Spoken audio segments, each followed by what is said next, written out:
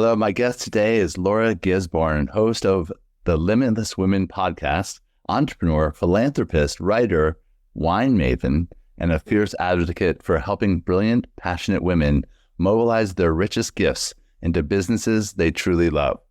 Laura is someone whose wisdom has quietly shaped my own journey in ways that still ripple today. She's not about fairy godmother success stories. Her work is grounded in lived experience, resilience, and smart strategy. I'll talk about that. And the kind of mentorship that pulls you forward when you're standing at a crossroads. Laura, it's such a joy to have you here on Leading with Purpose. Thank you for being here. Thank you, Mark. I'm so excited for this conversation. I know we're recording now right after the holidays, and it was like just getting back to work, back to life. And I'm just so excited to kick off this year with you. It's going to be a great year. I was thinking the same thing. I thought the cool. timing of it is all incredible because I was first introduced to you in 2019 by a mutual friend on our very first connection call. We had never even met. And we were just talking about catching up, which is one of the things I'm excited to do with you today. And actually, you didn't know until almost the end of the call, I was prepared to postpone our very first Soulful Leadership Retreat back in 2020. And I was going to walk away from a hefty deposit when I realized that I had accidentally booked it over Super Bowl weekend. I'm like, oh, I can't compete against the Super Bowl. Right. But you shared a very simple, heartfelt, grounded strategy that helped me to move forward without stress. And that event has become a foundational element. We're going to talk about foundational events here in just a moment as well for our business, but it's also been a huge part of my soul self-expression ever since. And 5 weeks after that event happened, the whole world shut down. And if we had postponed that retreat, my life would look very, very different today.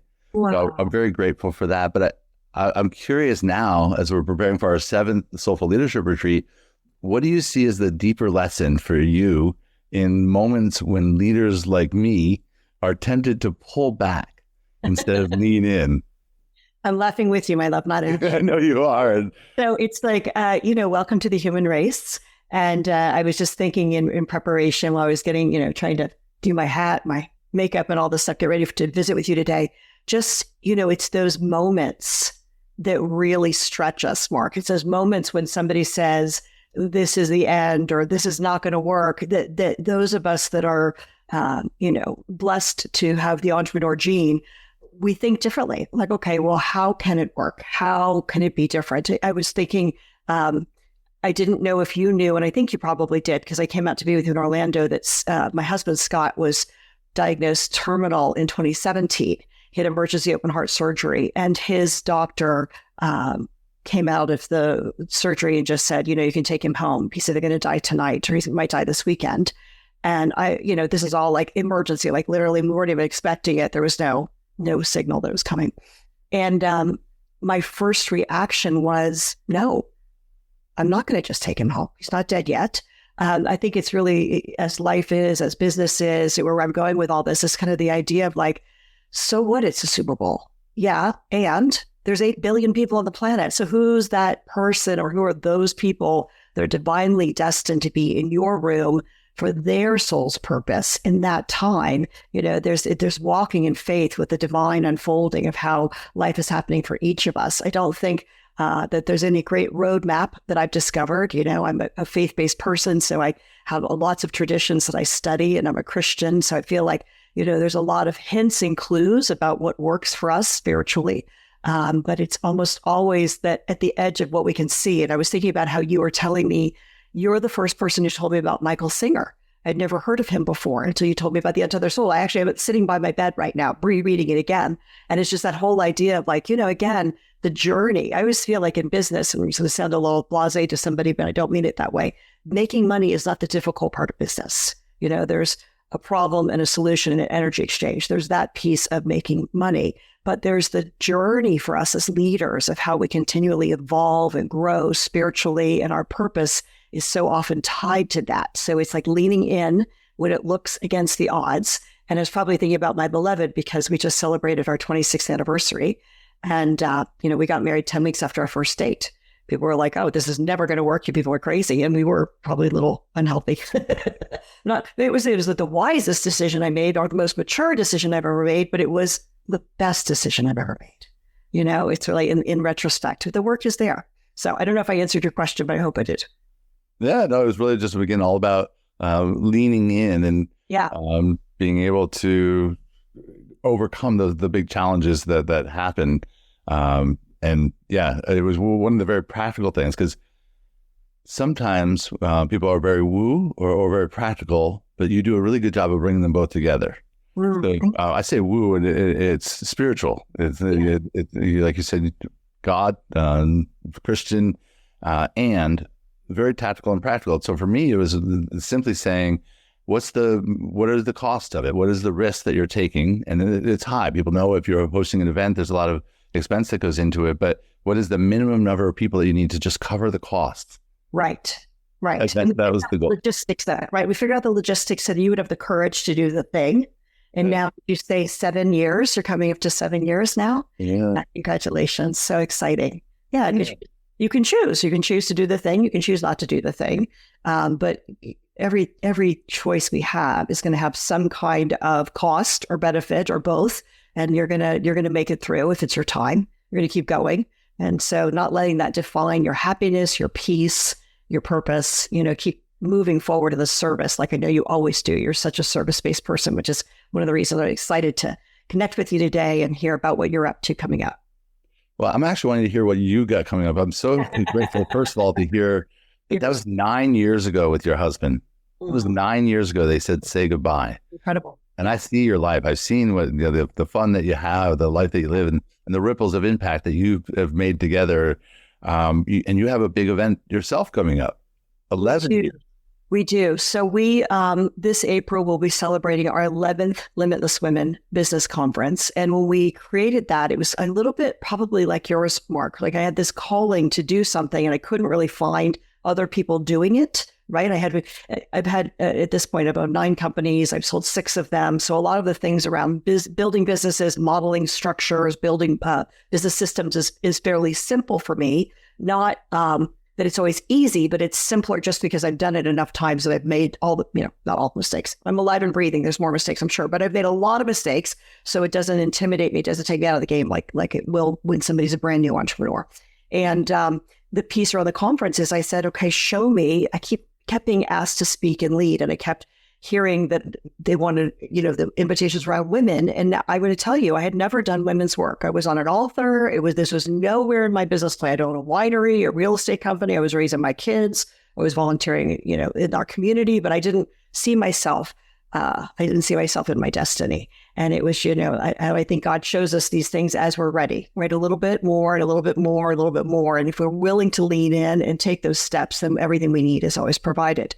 So we did the first event and said, okay, can I invite 100 girlfriends to come together? And Cynthia Kersey, who's a mutual friend of ours, I asked her if she would come and speak to us about the Unstoppable Foundation. I'd been introduced to her that year. And and I loved Africa. I'd already been to Africa. I hadn't been there as a philanthropist. I'd been there just as a tourist. So she came and we only had 50 women show up, not 100, which was okay. And I thought, gosh, if we could just raise $10,000, I want everybody to donate $50 when they come in the door. Let's start there. We were trying to get our numbers figured out. At the end of our weekend, Mark, we had raised $35,000. And this is not for you for profit. This is for the Unstoppable Foundation. Unstoppable Foundation. Yeah, 100%. I got goosebumps. Yeah. You know what that does for building schools and wells. Oh my gosh, so incredible. So I was in a puddle. I was literally at a puddle on the floor. And I was like, okay, Lord, show me what's next, right? And then the next journey was, because I'm a business person, I love numbers. I love numbers and metrics. Most people don't, but I geek out on that stuff. So I said, okay, what would it be like for us to, while we're raising our family and doing the thing and all, life is lifing, what would it be like if we created a vehicle to give away $250,000 over the next 5 years? And I don't know how this is going to happen. I mean, listen, I am literally on a need-to-know basis leading a lead life. So we started changing our model. And so we changed our model so that for our programs, if somebody comes into an education program or a mentorship program, the first 20% of all of our revenue is donated to charity. Now, I will tell you that I don't recommend that for other people, because unless you're really good at how you run your business, you got to know how to run on 80% instead of 100%. But I knew with the little bit of overhead that we had in a digital business as we were learning that versus a brick and mortar space, we could do that. We could really run this as a nonprofit. So fast forward, we get to 5 years, and we were not at 250,000. We were at 600,000. I said, okay, Lord, show me what's next. Like, show me what's next, right? And so life is lifing, and Scott's getting diagnosed, and kids are growing up, and we're moving and having car accidents and back surgeries, all kinds of stuff, is going on in life, but we're here. And, now I'm excited to be celebrating this 11th year. We're a little over $750,000 in donations now, because I took a few years off, and we're still moving forward and growing again. And it's super, super cool. And I'm so grateful. I love that. I think philanthropy is such an important piece. I just had a conversation with Cynthia, I think it was like 6 months ago now. Yeah. Is she feeling good? Yeah. What an amazing miracle. And the idea of tying in your work to a cause is so important. It not only makes a bigger impact, but it helps people to know who you are and what you stand for. And I love that was right off the bat with a big part of what you do. Well, I think we had always, Scott and I mean, bless his heart, because he was like, who are you and what are you doing here? I was always working while we were building our for-profit businesses, small businesses and retail, and winery, and some different things like that. But I was always volunteering, on nights and weekends. I was on the board for Habitat for Humanity and building the school and doing the things and working as a CASA volunteer. I mean, these are all the things, but I had, like a foot in each world. So when I started being asked to speak back in 2010, I was not a speaker. I was not an author. This was nowhere near anything I'd ever thought. And people would be like, hey, will you come? And I'm like, why? Like, how can I help? Right. And I was a little busy. So I had like 4 businesses at the time. I'm like, can I just write a check? How can I help you guys? And they were like, no, we want to hear your story. We want to hear what you're up to and how you're doing it. Now, I was not in touch with my own story. I had no, it's going to make me a little emotional, Mark, but I had no idea how blessed I had been. I knew I had overcome a tremendous amount of adversity in my childhood, and I was sexually molested as a child and beaten, and just on and on. That moved me into an early adulthood of domestic violence relationship. I mean, it was normal for me to be anorexic when I was 20 years old, and getting beaten up on a regular basis. And it wasn't something that I thought was unusual, because it's all I knew. And so, it was these people that saw me, and really these women that saw me when I couldn't see myself. I had a woman that I worked with in a law office. I worked as a receptionist Monday through Friday, and then I worked as a waitress on the weekends. I went to college at night. I was trying to do more, trying to be enough. And she pulled me outside, and she just said, it's not okay that you keep coming to work with bruises on your face. And I said, oh, it's no big deal, John, and I just had a fight. She's like, it really is a big deal. And she proceeded to explain to me about her domestic violence and how it started out small, and it just kept growing and it kept growing. And she's like, it doesn't stop. It keeps getting worse if you don't get some help, until she ended up in the hospital with broken ribs and a broken arm before she left her husband. And, she helped me. Her name is Estrella, which means star, but she really is, for me, one of these angels in my life that saw me when I couldn't see myself. And I feel like this last decade of Limitless Women has been a love letter to those women who saw me, so that we are now in this season of like, how do I pay forward that gift to other women and help them know that they're not alone and that they can create a new normal. All the blessings that I've had today, came as a result of some really amazing people that saw me and that poured into me. And for the grace of God, I'm here. Well, it's very interesting, because you were able to take that challenge and get that mentorship, and you're very open about the role that mentors played in your journey. How do you know when it's time to seek support, and when should women look, what should they look for in a mentor?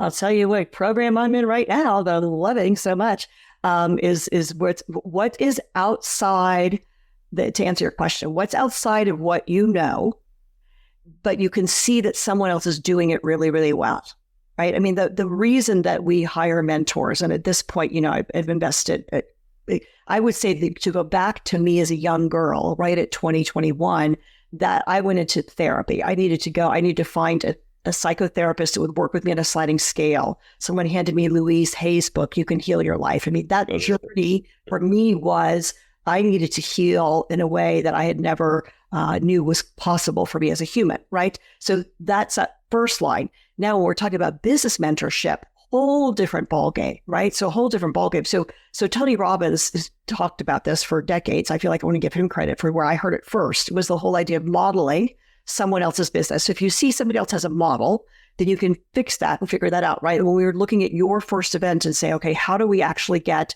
the numbers covered? What do we actually need? What's the system? And how do we get really focused and do that, right? When you're doing something you can't find done, right? And so for me, creating Limitless Women, where I brought together my private sector work and my desire to give back and gratitude, I couldn't find anybody doing those two things in the private sector. I had a great amount of connections and amazing mentors and role models like Cynthia and Lynn Twist in the nonprofit world. And then I had these private sector mentors I could go and look and see, but I couldn't find anybody who was really values-based. And I'll tell you, my first great mentors were Kim and Sandra Yancey from eWomen Network, because Sandra opened up eWomen Network, and again, they're a huge organization and they've created incredible impact to the world. When she opened up her business checking account, at the same time she opened up her nonprofit checking account. She grew up in a very humble family. They were on food stamps. Her father died when she was a small child, and she, no matter what was going on in their own lives, they were taught that giving was an important part of who you be. So she was really my first, I would say she and them, because I love them both. They were my first role models of what it looks like to have a purposeful business, right? And to build it to scale. And then, I kept studying and learning. And now what's happening in the world for us is, quick sidebar, if I may, I was in a head-on collision a couple of years ago. And, I'm well now, but it took me out of the game for a couple of years. I had 5 surgeries over 9 months, including having my spine fused. So it was not an easy journey. I was in bed for a long time. And a person like me that loves to go, it was really, show me, Lord, what is it that you want me to hear here? Because please let me be a good student and let me heal quickly. And I knew, again, he wasn't done with me. And then Scott, my husband, retired. So I was like, are we supposed to be done? We've done more than we thought, and But the answer was no. Get your butt out there. What I also was aware of at that same time while I was healing is I began studying AI work, and I began investing in companies. This is maybe 3-4 years ago that were doing AI investments before it was like the thing, right? Before it was all that everybody wanted to talk about. And I'd say my spiritual gift of prophecy, I try to use that superpower for good. And I just kept saying, okay, I know where we're going. How is this a gift for humanity? How do I move forward with our business with God as my CEO? And then AI is an amplifier that allows us to create greater impact. So we're very excited about what's happening for the next decade. And to put a caboose on the train of what you asked about a mentorship, I was like, who's doing it? Who can I find that's actually wildly successful using AI and leading this, not in a way where you just go into a group program, but that it's narrow and deep and fast. And so, that's where I put myself next, and it's fast. It's fast and furious and amazing. But the advice is find the person who's already doing what you want to do, and then feel into if it's a spiritual match. I mean, I feel like one of the things I love about you and your community is we're unapologetically loud and proud about the fact that we are, made in the image of the Creator. We're divine beings, and we're having a purposeful journey here in this body. So the more we can align ourselves with Source, the more we can align ourselves with our divine purpose, the faster we can get to impact in the world, which is really a life well lived. That is so beautiful and juicy. And I love that balance between the faith being the CEO and then the AI being the amplifier. I see the AI as just a reflection. It doesn't have consciousness, but it reflects consciousness. Yeah, and it's literally, I feel all good things come from God. So I feel like it's a tool that's been gifted to us. And, there's a lot of fear and there's a lot of uncertainty just because it's new, and we don't like the things that we don't know, we don't feel comfortable with, right? But if we can move away from having that be a fear-based thing and move more, especially in your community, those of us that have our life as a calling, and we are aware that we've been blessed and that we have the opportunity to give back in gratitude. We don't tithe to get, we tithe in response. So the idea that the people that are in your community that feel this calling, man, use every resource you can in the highest and best, most integrous way to help all of us as a species. You know, humanity needs each one of us to be out and loud right now. Mm-hmm. Yeah. Amen. Yes, yes. And, going back to mentors and aligned mentors, you're just talking about mentorship. You are a wonderful, brilliant mentor. You help women build businesses that they adore rather than ones that they feel trapped by. What are some of the common ways that you see women overcomplicating success? Because you said before it's very easy for you. Yeah, are you very confident on here? How do you know that? And how do you guide people back to clarity and alignment, as you've been talking about? I'm teasing. That's love for Renee. I think she is. She's the same way. She loves money. She geeks out on it. Yeah, give her my love, please.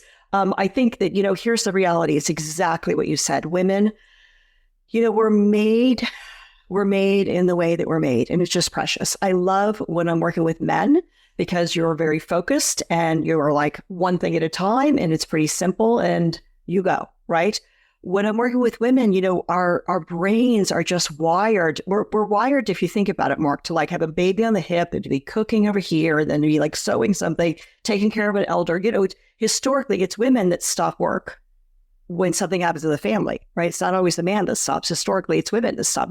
I think one of the reasons why our numbers as far as business owners and entrepreneurs are often so much smaller than men, because we, unapologetically put our families first. It's funny that you say that, because just before the show, Renee starts her day at like 5 a.m. and has more done by breakfast than I'll get done in the day. But she was coming with the kids, and they're both like yelling out their orders of what they want for food. And I was like, "Welcome home, Mom." She's been working here in our business all day, and then switch. Yeah. It's just like, so yes, their brains are definitely different, and we try to. Yeah. So it's the having that blessing not become an Achilles heel, right? The blessing of being highly creative beings and loving to start things and loving to create things. I mean, think about it. Our bodies create humans. I mean, like, how cool is that? I'm not trying to diss you, but I'm just saying, like, honestly, that's pretty obvious. You're made to create, right? Like, the whole species depends on us to create humans. So if we're divinely designed to create, we get into business and all we want to do is create, right? What's not easy for us often is focus.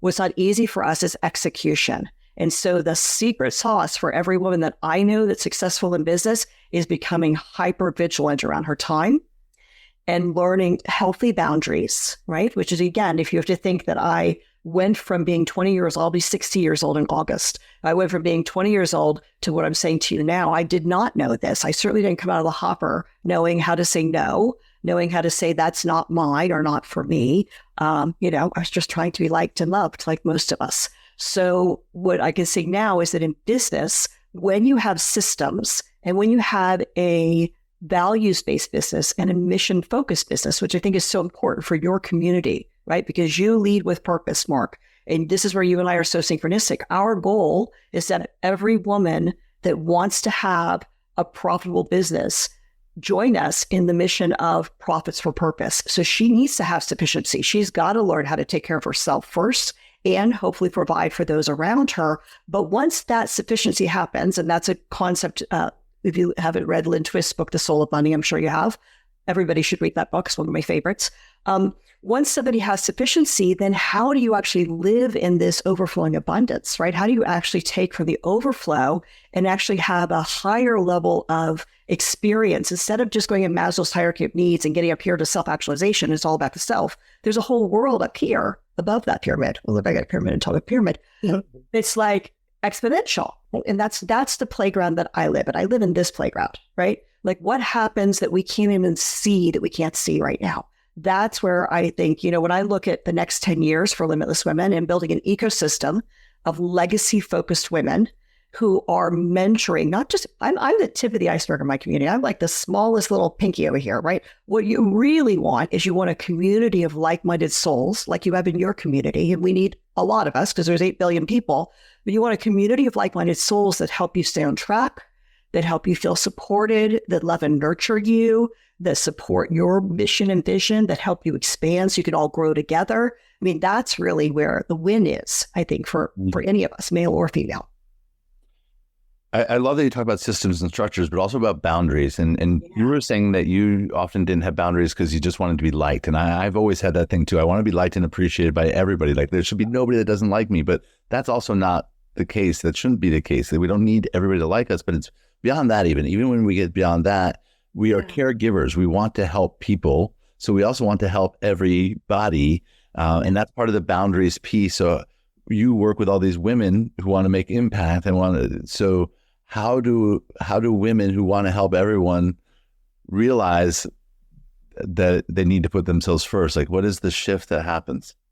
Well, I think I want to go back to, if I may, Mark, the evolution of a human, right? So in Maslow's hierarchy of needs, and I'm going to make this extremely simplified to maybe take in Psychology 101.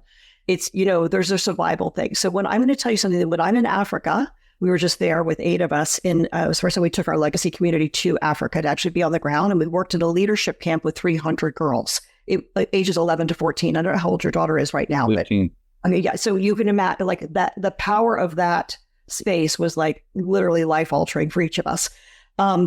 These girls, talk about the next generation of leaders. Ooh la la. If you want to get excited, there it is.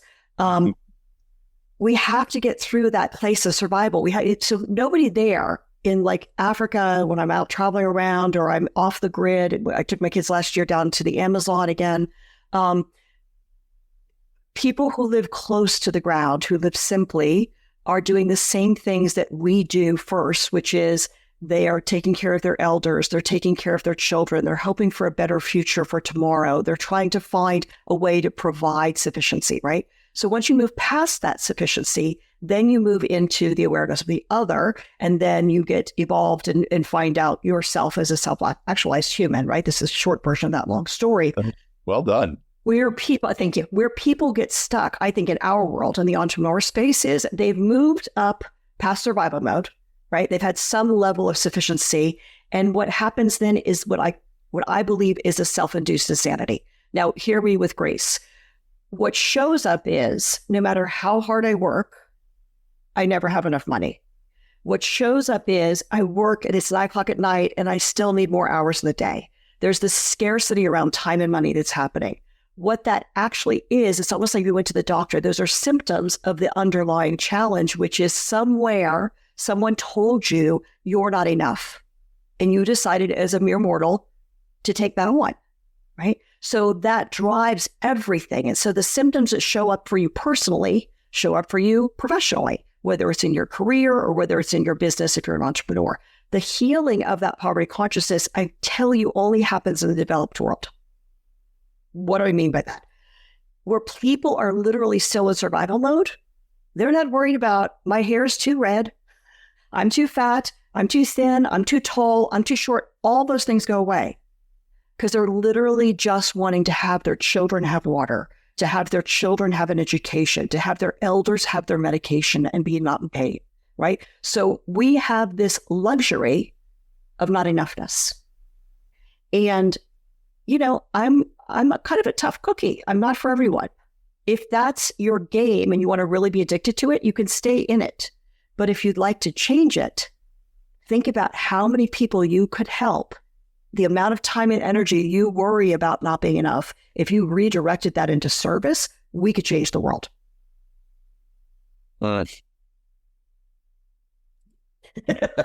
Period. Drop the mic. Absolutely.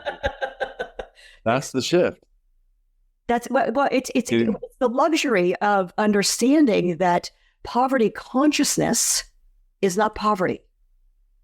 Poverty means a lack of access to resources. So anyone who is listening to this or watching this has access to something, either a cell phone or a computer.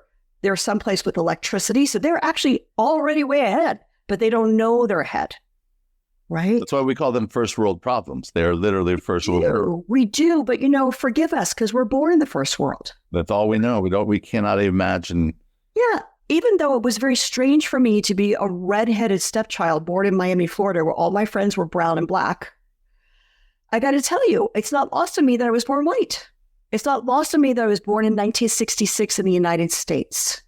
You know, all the things that happened before I came had to happen to make my life have the opportunities. Nobody in my family ever been to college. I worked 2 jobs, put myself through community college and the college, but you know, like, save me a violin here. I had that opportunity, right? You can feel sorry that my childhood was full of abuse and molestation. That sucks. But I'm also on the other side of that enough to say that, you know, what's more frightening is how the statistics are that I am one of so many. So how do we have more education, more awareness, more kindness, and more compassion, and better communication to prevent that from happening for other little girls? It's so beautiful. And I love that you're taking young women out into safari and having them getting closer to the ground, as you say. Yeah. And this whole idea of limitless women, through your Limitless Women movement, I'll even call it, you really amplify stories of women stepping into their power despite real odds. I'm curious, what does limitless actually mean to you in practice, not just as a concept? Okay, so it's funny because it's a different spin on the question, but sometimes people will ask me, am I the limitless woman? And I'm like, no. Let me tell you who the limitless woman is, in my opinion. One of my greatest teachers, who actually also happens to be one of my mentees. It always sounds weird, mentee, mentor, right? She's one of my daughters at this point. She calls me her mama. Oh. Monica Nyiragwabwa grew up in a small village in Uganda. Her parents probably lived on somewhere around $2 to $3 a day.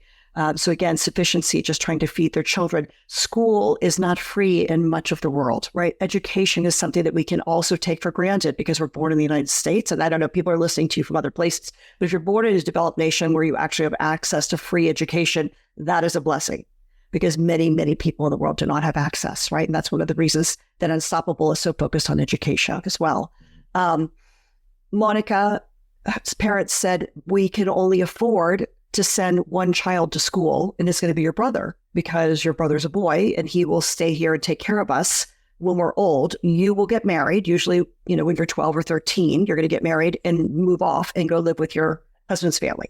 So Monica said, well, I'm not down for that. God bless her. She's one of us, right? She just said, how can I pay for my own school fees? And so she started going. She used to walk like 5 miles to the local market. There was a big market, bring back a bushel of vegetables and sell them door to door and start paying for her own school fees, which was like 7 or 8. She was so tiny. I can't even fathom this. She then got her first pair of shoes. Are you ready for this work? At age 13. She went to school every day without shoes and paid for her own school as a child.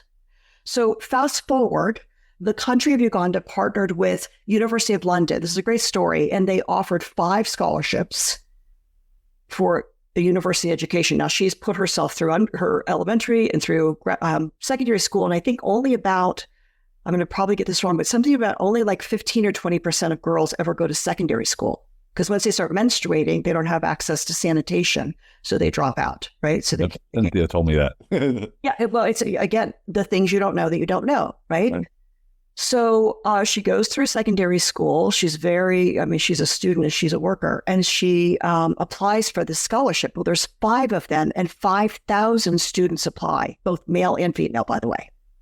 She wins one of the 5 scholarships, goes to London, England, gets a 4-year degree, and then stays on and gets her master's degree in public policy, earns another scholarship, is invited to speak at the United Nations, becomes an Obama Fellow, and comes back home to Uganda to start Girl Up Uganda. And I said, like you had, there's a conversation of breaking a cycle of poverty or healing a cycle of poverty. Like you had healed this, you had changed the trajectory for your life. You have a master's degree, you're in England, da, da, da, da. And she looked at me and she said, if not me, then who? And I was like, well, damn, who am I? Right? If Monica can do what she's doing. So this year we were just there, there's 3,000 young children going through this education program.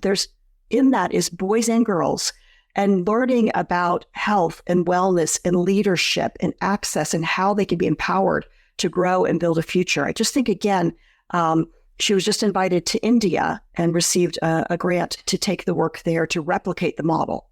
So what I'm saying to you is that to me is a limitless woman. That's a woman. That's what limitless means to me. No matter what the odds are, if you're willing to, she's very faithful. If you're willing to walk in faith, if you're willing to say, okay, I can't see how, but I'm willing to take the next step today. And then tomorrow I'm willing to take the next step. And I'm just willing to take the next step. And I think the piece that I'll tell you more, because I don't know how long I've got here, I'm going off on a tangent, but I'll tell you that when I met her, I was invited to speak at a fundraiser for her. I'd never met her before. Didn't know much of anything else. So they called me and said, hey, will you come to San Francisco and speak at this fundraiser? And I said, absolutely, I'll be there. So I went and they said, what's our goal? They're like, we had a lunch. I got 20 minutes. All right, let me see what I can do. Let's raise 10 grand, right? I'm doing my job. I meet her and the next morning we hang out and we have breakfast. And I said to her, what do you need most? Kind of like what I said to you, what do you need most and how can I support you? And she looked at me and she said, I need mentorship.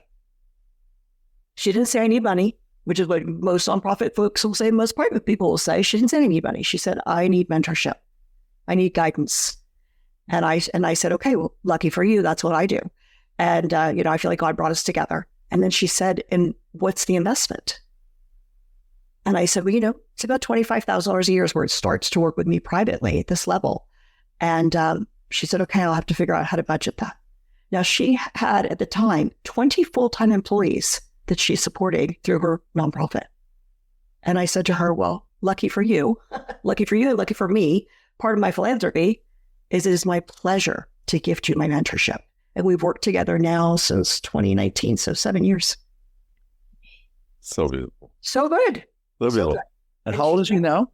She's 38. Okay, so she was... I met her. I mean, it's just incredible. She has 37 full-time employees now. Her nonprofit is just growing and impacting lives everywhere. And she's one of my greatest teachers. She reminds me about what matters. Well, that actually brings us right back to the title of the show is Leading with Purpose. Yeah. I always like to ask my guests, what does leading with purpose mean to you? Yeah, I think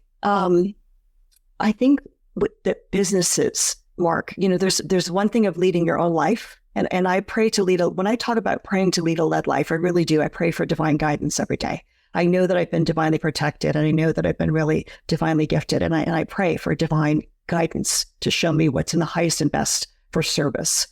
And when I think about leading a business or leading other people, because I'm in the business of leading leaders, right? There are people that lead followers and they're just like, let me just get out there and do the numbers that way. For me, our ripple effect is that in every woman that comes in and now sees herself as a catalyst for change, she now owns her role as a leader, and you in your own way, right? As I'm just picking on you because you're a dude, but as a man, you're like, okay, I can do this piece, and Laura can do this piece, and Scott can do this piece, and Monica can do that piece. Together in the collective is how we actually create impact. It's not one person doing any of it. Even Jesus had 12 disciples, right?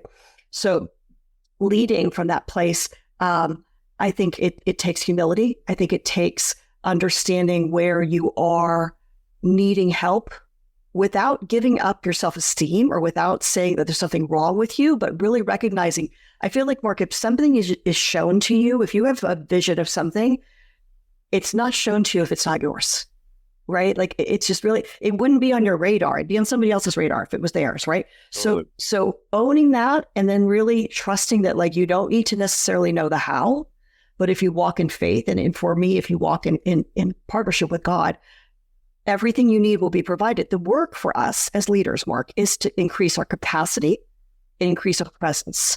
And those two exercises are a daily practice. Every day.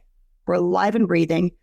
We're either going to be expanding or contracting, kind of know that law, right? So for me, it's like, how do I get stronger? When I was told after my back surgery, I don't want you to bend, lift, or twist again. I was like, I had two questions before I went in. I was like, number one, okay, sorry, so a little rude, but number one, when can I have sex? I don't know if this is G-rated. When can I have sex? I love my husband. Okay. Number one, when can I have sex? And like, as soon as you feel ready. It's like, that's relatable. Right. And then the second thing is, when can I do yoga? I do yoga every day. And they were like, no, we don't want you doing yoga ever again. And I was like, well, that's not going to work for me. So we got to figure out how I do yoga in a way that other people don't do yoga, where I, keep my back straight instead of bending it over. I've got a whole thing going on here. I feel like, again, stronger than ever, better than ever. Hope that helps. It's so good and so practical. So Great understanding of leading with purpose. Is there anything that you would like to leave with our listeners, a last message? And then where can we find you, actually? Thank you, Love. Thank you so much for your generosity. I would say two things. I'll let you know where you can find me. But the thing I'd like to say is that I would like to have more people be more compassionate to themselves. I'm going to show you something real quick here. It came on my radar here. So I had this beautiful friend named Andrea Bird who worked for me for 10 years. And this leaf is actually from our vineyard that we used to own in Sedona. And this is my handwriting, Embrace Change, Love Laura. I was hosting a little retreat, and Andrea took these leaves because the vineyard changes colors just like a tree does. I didn't know this, so we had a vineyard. It's really beautiful. It's all gold and orange. It's just so stunning. So she took these and she decoupaged them, which like glue. Wow. So this is, I think this is from 2017, which was a good year for me to remember to embrace change, right? So life is a fast moving train. It's going faster than ever. It's going to continue to go to fast. We have to allow our nervous systems to catch up. And so I think it requires more space and more quiet time and unapologetic disconnection from outside sources. I think that we can't really hear our inner wisdom, our guidance, the Holy Spirit, if that's what speaks to you. You can't hear that when you're in the noise. So I encourage everyone to really know that this time is unfolding just as it should. And your role as a leader is to stay in a grounded place with your capacity, with your presence, practice more presence, more quiet time if you possibly can. And then I would love to give everybody access to my first book, Stuff is Fitting, Move from Surviving to Thriving. If you don't mind sharing that link, it's at laurafreebook.com. It's funny, I have a marketing guy who was like, quit giving the book away. I'm like, I got to give the book away. I mean, somebody gave me Louise Hay's book. I got to give my book away, right? This is the good thing. I love it. So it's laurafreebook.com. laurafreebook.com. I like simple. Yeah. Beautiful. All right. So I'm so grateful for the light that you are in the world and for being a part of my life. Thank you for being here. Such an honor. Thank you so much. Appreciate you. Give my love to your husband and your whole family. Lots of love. Hugs to Renee. Talk to you soon. Thank you for joining us on this episode of Leading with Purpose. We hope today's conversation has inspired you to lead with purpose and make a meaningful impact. If you're ready to discover where you stand on your leadership journey, I invite you to take the Soulful Leadership Assessment. It's a powerful tool to help you align with your leadership style and your true purpose.